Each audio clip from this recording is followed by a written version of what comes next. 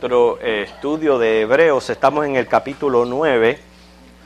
La semana pasada nos habíamos quedado en el versículo 10, donde se nos hablaba que habían llegado tiempos de la reforma, dicen aquí.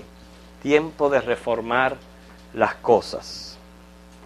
Hebreos capítulo 9. Vamos a estudiar lo que es el versículo 11. Pero antes de eso, sí queremos aclarar que cuando se habla aquí de reforma, en ningún momento quiere decir que nos divorciemos del Antiguo Testamento. Y es lo que tristemente está en la mente de algunos cristianos de hoy día. ¿Okay? Nosotros entendemos, como dice Pablo, le dijo a Timoteo, que toda escritura es inspirada por Dios y útil para enseñar, para redarguirnos, etcétera. Quiere decir que esta reforma que habla aquí, el tiempo de reformar las cosas, no significa un divorcio con el Antiguo Testamento. Ustedes saben que Jesús dijo en Mateo 5:17 que Él no había venido para abrogar la ley, sino para cumplirla. Pero quiero que vean aquí en Hebreos capítulo 7, versículo 18,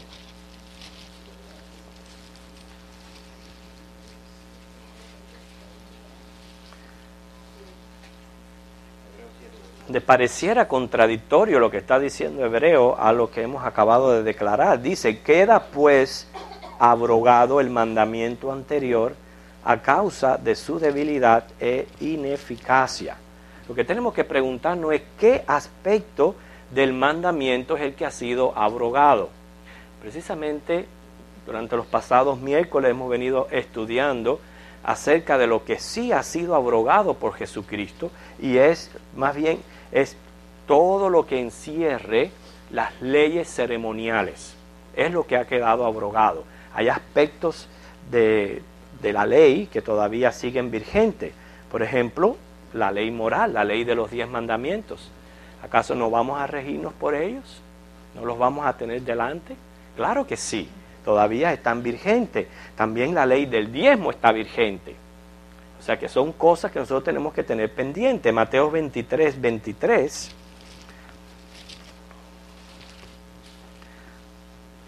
Y esto es solamente un ejemplo de que ha llegado el tiempo de reformar las cosas. No significa que malinterpretemos lo que está haciendo Jesús ahora en este nuevo pacto. Mateo 23:23, cuando Jesús reprimía a los escribas y fariseos, inclusive les decía hipócritas. Ustedes ven ahí, dice, ay de vosotros escribas y fariseos hipócritas, porque diezmáis la menta y el eneldo y el comino, y dejáis lo más importante de la ley, la justicia, la misericordia y la fe. Esto era necesario hacer sin dejar de hacer aquello. ¿Mencionó otra cosa Jesús en el versículo que no fuera el diezmo? ¿O solamente mencionó el diezmo? Y dijo aquello, sin dejar de hacer aquello. En otras palabras, sin dejar de diezmar. Entonces, como ustedes pueden ver, hay aspectos del Antiguo Testamento que todavía siguen vigentes en nuestros días. La reforma la explica el versículo 11. Dice, pero estando ya presente Cristo, sumo sacerdote de los bienes venideros, por el más amplio y más perfecto tabernáculo, no hecho de manos, es decir, no de esta creación. La reforma se refiere a estos bienes venideros, a estos bienes que disfrutamos ahora en Cristo, que son definitivos. Lo que antes era sombra, ahora es una realidad permanente. Y la única razón de esta reforma es Jesucristo. Su entrada como sumo sacerdote no es una vez al año, no es en el día de la aflicción, donde había que inclusive hasta que ayunar, en el día de la expiación, no es como en estos días, sino es más bien ahora un día de alegría y de canción para el cristiano. ¿Ok? que celebra la ascensión de nuestro Señor Jesucristo. Nuestro culto, el culto que hacemos a Dios hoy, es motivado por el gozo. El gozo basado en los logros de Jesucristo. Primero en su resurrección. Por eso el primer día de la semana, el domingo, la iglesia se reúne.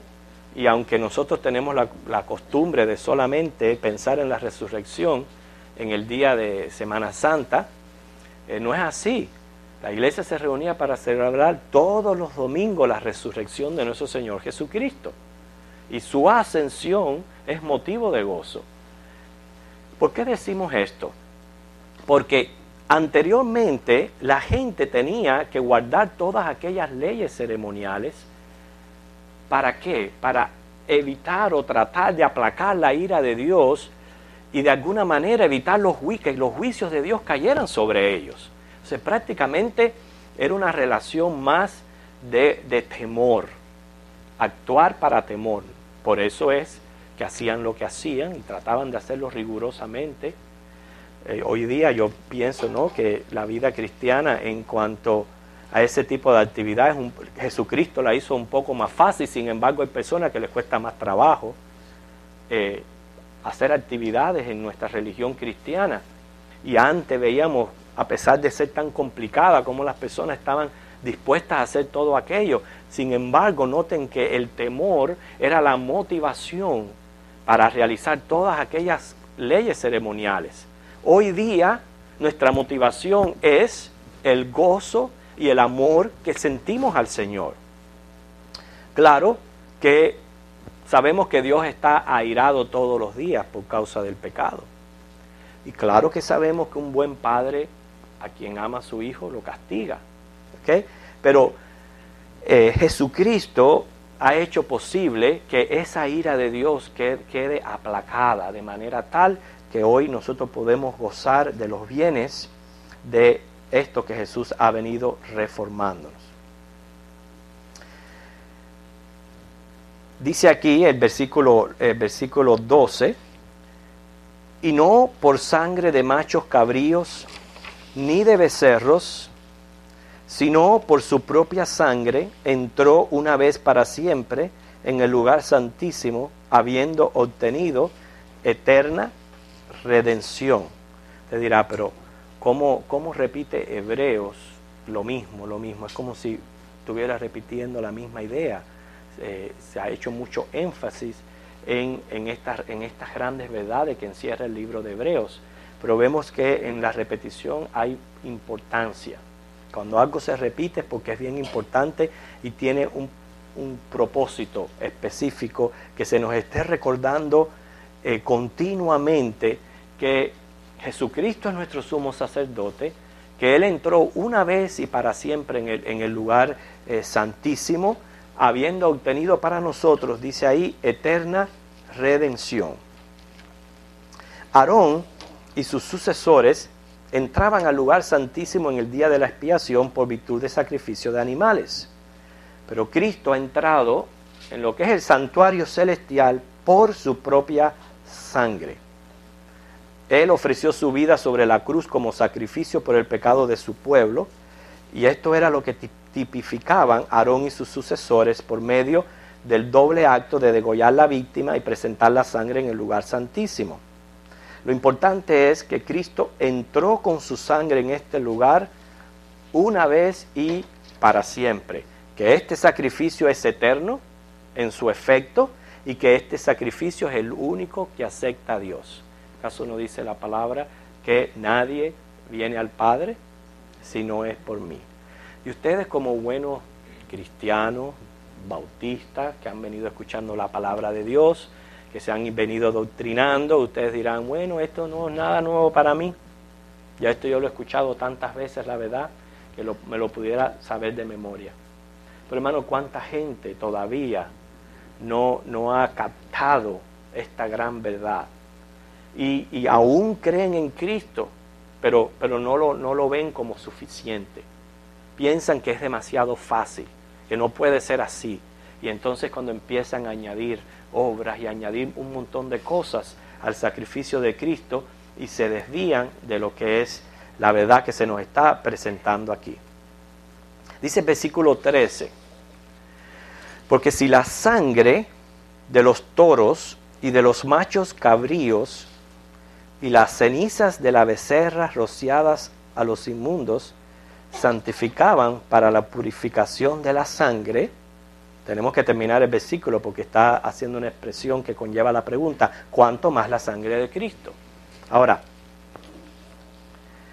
la sangre de estos animales degollados, bajo el orden antiguo, poseía una cierta eficacia, pero la eficacia era externa, era para remover lo que era la contaminación ceremonial, era para disponerle a usted a que usted pudiera participar de todo aquel sistema. ¿Okay? O sea que esta frase, el versículo 13, abarca no solo los sacrificios del día de la expiación, sino también otros sacrificios que no tenían efecto en la conciencia de aquellos por los cuales se traía. Cuando hablamos de los sacrificios del día de la expiación, ¿sabe usted de qué se trata estos sacrificios? ¿Qué hacían? Si usted no puede responder esta pregunta, quiere decir que por eso Hebreos repite tanto las mismas cosas. Es porque nosotros necesitamos de la repetición para aprender. ¿Okay? Se sabe que primeramente el sacerdote tenía que hacer un sacrificio por sí mismo, ¿verdad? Y luego de los dos machos cabríos echaban suerte, uno de ellos es el que sacrificaban y el otro lo dejaban ir para el desierto. Y todo eso era muy, muy simbólico y representativo. Pero aquí no se está refiriendo solamente a los sacrificios que se realizaban en ese día específico de la expiación, sino otros sacrificios que realmente, ya dijimos, su eficacia era para una descontaminación, pero no tenían efecto en las conciencias. Servían más bien de un modo externo y simbólico, más bien de contrarrestar la contaminación del pecado. Yo diría más o menos así como cuando uno lo pica una serpiente cascabel e inmediatamente trata de buscar un antiveneno lo más rápido posible. Esa era la idea. La idea es, el Señor está airado, juicio, castigo, me he contaminado de esta manera. Ellos sabían muy bien claro cómo se podían contaminar, inmediatamente buscaban la manera de purificarse y la manera de estar limpios ceremonialmente. Pero ustedes ven ahí algún efecto en las conciencias, ¿verdad que no? Entonces más bien era una relación prácticamente bajo temor. ¿Okay? Y no es que nosotros no temamos a Dios hay que temerle. Mucha gente dice que a Dios no hay que tenerle miedo, a Dios hay que temerle. ¿Okay? Si usted hace las cosas correctamente y usted está en Cristo Jesús y usted está obedeciendo su palabra, todo está tranquilo. Pero no es tal cosa de que usted viene a Cristo y que ya está cubierto de una manera tal que puede hacer lo que le dé la gana y el juicio de Dios no va a caer sobre usted. Dice, horrenda cosa es caer en manos del Dios vivo. Dice precisamente Hebreo, que lo vamos a estar estudiando más adelante, y no se puede estar pisoteando la sangre de Cristo. ¿Okay? Él es fuego consumidor y a Dios hay que reverenciarlo, hay que respetarlo, hay que temerle. Precisamente nosotros no hemos conocido el miedo, ¿okay? Porque estamos en Jesucristo y por la cobertura que tenemos en su sangre. Pero no olvidemos, hermanos, aquí en el mismo Hechos, como Ananías y Zafira cayeron muertos por mentirle al Espíritu Santo. ¿Okay? Pero más bien todo aquello era basado en ese temor. Y no quiero decir esto con todo el mundo. En el Antiguo Testamento me refiero, porque no es así. David mismo presenta un caso de un hombre donde el Espíritu Santo lo contriñía de pecado y él se arrepentía y él se sentía mal y él quería pedir, decía, no apartes de mí tu Santo Espíritu. O sea, yo no me estoy refiriendo que todo el mundo, ¿okay? fuera así, una relación basada con Dios con temor, porque el Señor siempre tuvo sus hombres y su pueblo, ¿ok? Pero era prácticamente lo general, no es lo que estamos viviendo hoy día. Aquí se pone de ejemplo, como ustedes pueden ver ahí en el versículo 13, las cenizas de la becerra rociada. Y bueno, ya sabemos del sacrificio que se hacía en el día de la expiación, de los sacrificios diarios y todas esas cuestiones. La semana pasada hablamos de las ofrendas, pero vamos a hablar un poquito más para conocer acerca de las cenizas de la becerra. Es un ritual que menciona el capítulo 19 de Números, si usted quiere anotarlo y después leerlo con detalles en la casa. Pero precisamente era un ritual para remover la impureza ceremonial.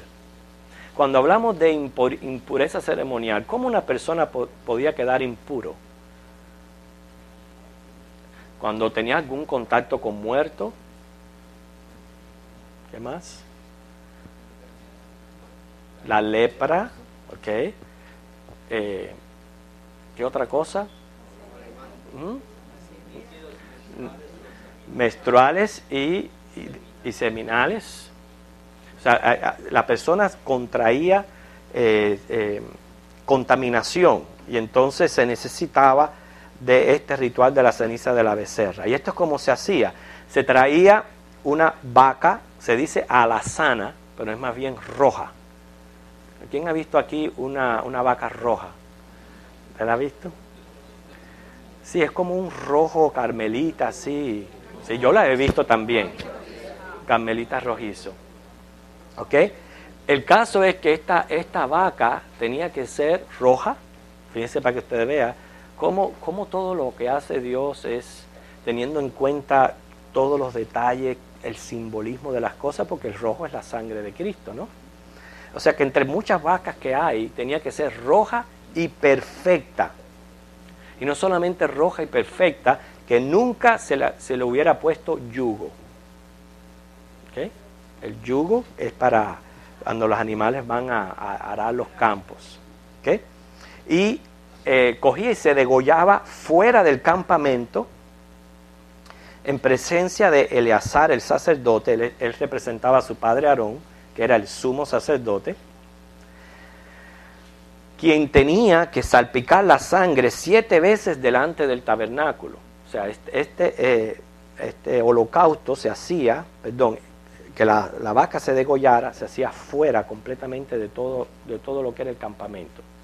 ¿Entienden? Una vez degollaban la vaca, cogían la sangre y se salpicaba 7 veces frente a lo que era el tabernáculo. Y luego se incineraba el cuerpo completo. Pero la incineración debía de ser con madera de cedro, de hisopo y con escarlata. O sea que tampoco era cualquier leña, o vamos a coger un pino y vamos a quemar la vaca. No, señor. Hasta la madera que se usaba para incinerar la vaca tenía que ser este tipo de madera. Entonces, cuando todo se quemaba, las cenizas se recogían y se guardaban fuera del campamento para preparar agua para la remoción de la impureza. Esa ceniza se mezclaba con agua. Entonces, cualquiera que contrajera impureza ceremonial, ¿okay? Se lavaba con esta agua y así de esta manera quedaba pues listo para poder participar de todas las actividades y todas las ceremonias. Por eso dice ahí, como ustedes notan, las cenizas de la becerra rociadas a los inmundos santifican para la purificación de la carne. O sea, tienen poder para consagrarlos y purificarlos, dice, la carne por fuera. ¿Okay? También estas cenizas tenían otros propósitos. Cuando los utensilios de metal, cuando se capturaban en las guerras, en los botines de guerra, utensilios de metal, se purificaban de la idolatría al pasarlos por fuego y ser rociados con esta agua. O sea, no solamente las personas, pero también los que capturaban de la guerra, tenían que pasarlo por fuego y rociarlos con agua para limpiarlos de la idolatría. Por eso siempre nosotros hacemos mucho hincapié, mucho énfasis. Hay personas que dicen, no, yo tengo este objeto de idolatría aquí, eso no tiene nada que ver, porque es un adorno, porque me lo regalaron, porque si esto, eso no tiene nada que ver, yo no lo adoro. Hermano, aún en el Antiguo Testamento vemos casos como se mandaba a eliminar estas cosas, a uno limpiarse de ellos. Y aquí tenemos un buen ejemplo de lo que hacían. Fíjense, con lo que hacían con los utensilios que habían capturado en la guerra, por sí se habían contaminado con idolatría. Entonces tenían que pasarlos por fuego y lavarlos con esta agua. Y otro dato interesante de este ritual de la vaca alazana es que aquellos que administraban el agua quedaban ese día impuros hasta que se pusiera el sol. O sea, que los mismos sacerdotes que ministraban el agua para poderse lavar, la gente purificar, ellos mismos quedaban impuros hasta que se pusiera el sol. Inclusive, hermano, llegó a ser tradición, no era que estaba escrito en la ley, que 7 días antes del gran día de la expiación, el sumo sacerdote permanecía aislado en el templo y lo rociaban con esta agua 2 veces al día. Eso es como para estar bien seguro, pero segurísimo que él podía entrar al lugar santísimo para ofrecer esta ofrenda del día de la expiación. ¿Okay? También las tinajas, no sé si usted sabía este detalle, que utilizó Jesús para el milagro de transformar el agua en vino, eran tinajas destinadas para estas purificaciones legales. O sea, las tenían allí separadas, llenas de agua, con el propósito de que sirvieran para esta ceremonia de purificación, que todavía en los días de Jesús la realizaba. Si usted lee después en su casa Juan capítulo 2, versículos del 6 al 11, donde se nos narra el milagro del cambio del agua en vino, usted se va a dar cuenta que dice claramente ahí que eran vasijas para la purificación. ¿Cuántos sabían esto? 2 personas nada más, el resto no sabía que esas tinajas que usó Jesús para cambiar el agua en vino, esa agua era para la purificación de la vaca alazana. ¿No lo sabían? Bueno, aprendimos algo nuevo. Eso es lo importante de venir a la casa del Señor, aprender cada día algo nuevo. ¿Okay? Vemos en el versículo 14, dice, ¿cuánto más la sangre de Cristo? Que piensen en un momento en ese pobre becerro, esa pobre vaca, ¿no? Roja. La cogían, la degollaban, salpicaban la sangre, pero el resto lo quemaban, hacían ceniza, ¿okay? Y tenía el efecto, o sea, era eficaz en limpiar la persona por fuera. ¿Okay? ¿Recuerdan un mismo caso de Jesús, cuando Jesús limpió un caso de lepra, que le dijo, ve y lávate según la costumbre de la ley? Jesús hasta usó ese método. ¿Okay? Tenía su eficacia, pero el problema está en que no limpiaba las conciencias. Pero dice, cuánto más la sangre de Cristo, el cual mediante el Espíritu Eterno se ofreció a sí mismo sin mancha a Dios, limpiará vuestras conciencias. Ya no habla de cuerpos, ya no es el cuerpo que se lava, ahora se lavan las conciencias. ¿De qué? De obras muertas, para que sirváis al Dios vivo. Quiere decir que el sacrificio de Cristo limpia nuestras conciencias, nos hace nuevas criaturas, como dice 2 Corintios 5:17. Las cosas viejas pasaron, he aquí son todas hechas nuevas. Ahora, hermanos, lo que nos está tratando de decir aquí es que podamos apreciar la grandeza que tenemos en Cristo nosotros. ¿Cómo estamos disfrutando, participando de una comunión con el Dios que es 3 veces santo, de la manera en que lo hacemos hoy día, sin tantas complicaciones como había en aquel entonces. Pues les pregunto, yo no sé si a alguno de aquí le hubiera gustado vivir en aquellos días con tantas preocupaciones y tantas cosas, pero hoy día, gracias a la sangre de Jesucristo, nosotros libremente venimos, nos sentamos, elevamos nuestra oración a Dios, oramos en su nombre, ¿ok? Y cuántas bendiciones Él nos ha dado. Pero vemos aquí que nosotros tenemos algo que el Señor también nos habla en cuanto a la contaminación, porque no es el contacto con los muertos o lo externo lo que contamina al hombre en verdad. Contaminaba la carne, el cuerpo en aquel entonces, a punto de que necesitaban todo aquel ceremonial. Pero hoy día el Señor nos dice en Marcos capítulo 7, versículo 15,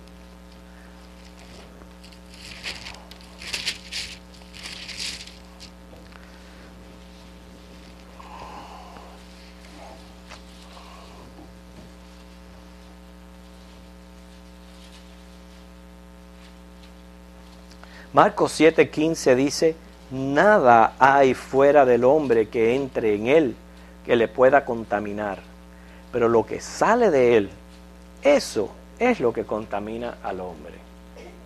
Y dice el 21, porque de dentro del corazón de los hombres salen los malos pensamientos, los adulterios, las fornicaciones, los homicidios, los hurtos, las avaricias, las maldades, el engaño, la lascivia, la envidia, la maledicencia, la soberbia, la insensatez. Todas estas maldades de dentro salen y contaminan al hombre. Entonces, cuanto más la sangre de Cristo, que es la que nos purifica internamente de todas estas cosas.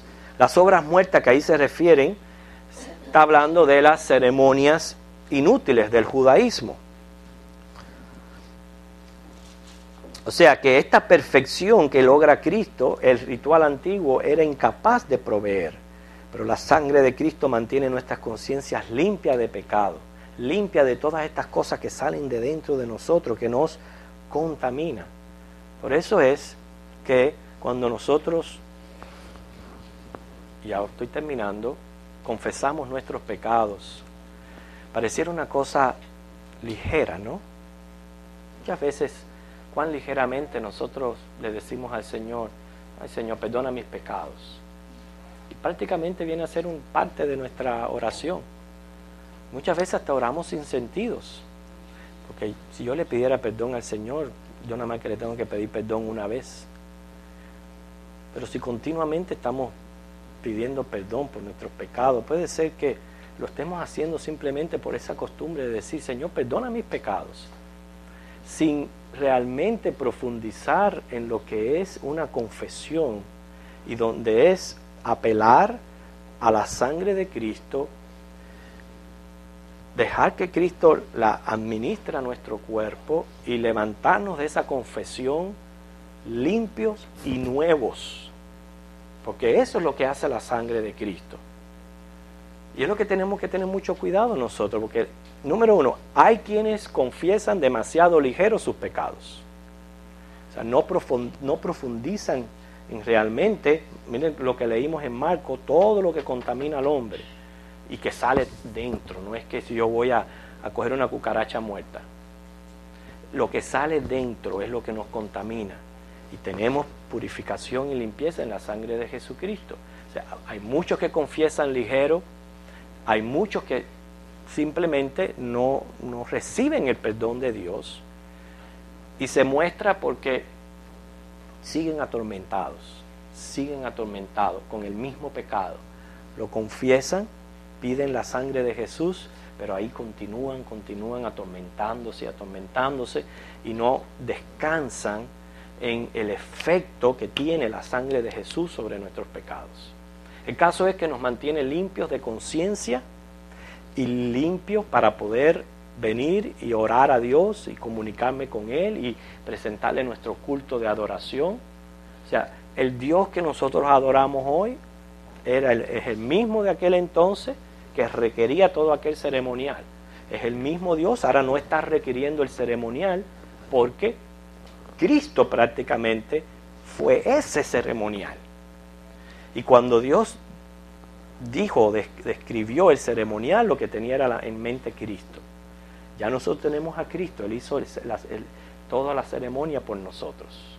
Pero sí todavía tenemos que estar conscientes de que hay pecado en nosotros, que necesitamos mantener nuestras cuentas claras con el Señor todos los días, y mejor en el mismo momento que uno se da cuenta que uno ha pecado, uno confiesa su pecado al Señor, profundizando en esto. No es una cosa ligera, uno tiene que confesar, pero sintiendo el arrepentimiento. ¿Y cómo yo siento el arrepentimiento? Sintiendo dolor, que estoy pecando contra mi Padre, contra el que me ama, contra el que dio a Cristo por mí. Estoy pecando contra el Dios Santo. Y eso me debe a mí de compungir. Y yo sentir peso y pena por ese pecado. No es que yo me voy a acostar y antes de dormir, ay Señor, perdóname todos los pecados que yo hice en todo este día. Yo pienso que uno tiene que profundizar un poquito más cuando uno darse cuenta, cuando uno peca contra Dios y al usar esta sangre, valorizarla. Y precisamente una de las cosas que tenemos que pedir en ese arrepentimiento es: Señor, ayúdame cada vez más a valorizar tu sangre, a usarla cada vez menos, ¿okay? Porque es una sangre pura y de un inocente. Así que por eso que Jesús vino y reformó todas las cosas.